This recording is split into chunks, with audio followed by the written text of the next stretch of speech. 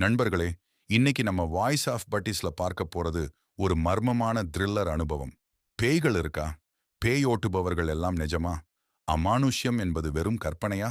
இந்த கேள்விகளுக்கு பதில் தேடி போற ரெண்டு குழுக்களோட பயணம்தான் இந்த ஈசா. இந்த கதை ஒரு சாதாரண ஹாரர் படம் கிடையாது.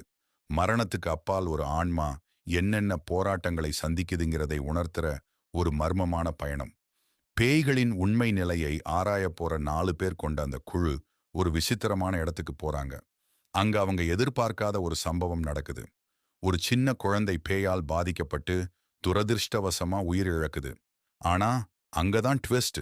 அந்த குழந்தையின் ஆன்மா அந்த இடத்துல இருந்த ஒரு பெண்ணோட உடலுக்குள்ள புகுந்துடுது. இத பார்த்து மத்தவங்க அதிர்ச்சியில உறைஞ்சு போறாங்க. அந்த பெண்ணோட நடவடிக்கைகள் மாற ஆரம்பிக்குது. அங்கிருந்து தான் அந்த குழுவோட பயங்கரமான போராட்டங்கள் தொடங்குது. இங்க கதாநாயகன் ஒரு டாக்டர். அவர் மேல ஒரு பெரிய கேஸ் இருக்கு. தன் மனைவியை இழந்த வழக்குல அவர் சிக்கியிருக்காரு. ஆனா அவரோட சாமர்த்தியத்தால போதிய ஆதாரங்கள் கிடைக்காம அவர் சட்டத்திலிருந்து தப்பிச்சுடுறாரு.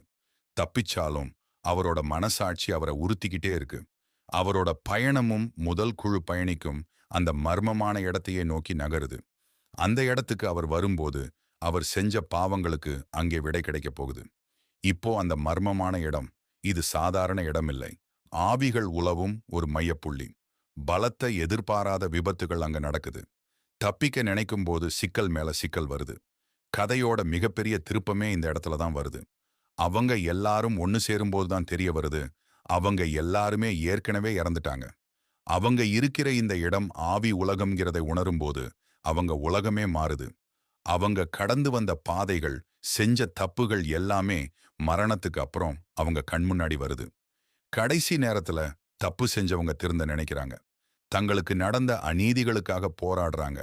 ஆனா காலம்தான் கடந்துடுச்சு. அந்த இடத்துல இருந்து அவங்களால மீள முடியல. அவங்க ஆன்மாக்கள் ஒரு புதிய பரிமாணத்தை தேடி பயணிக்க படம் ஒரு தத்துவார்த்தமான முடிவுக்கு வருது. வாழ்க்கையும் மரணமும் எவ்வளவு நெருக்கமானதுங்கிறதை இந்த படம் உணர்த்துது. என்ன நண்பர்களே, இந்த கதை உங்க மனச பாதிச்சதா? உங்க கருத்துக்களை கமெண்ட் செக்ஷன்ல சொல்லுங்க. அடுத்த வீடியோல சந்திக்கலாம்.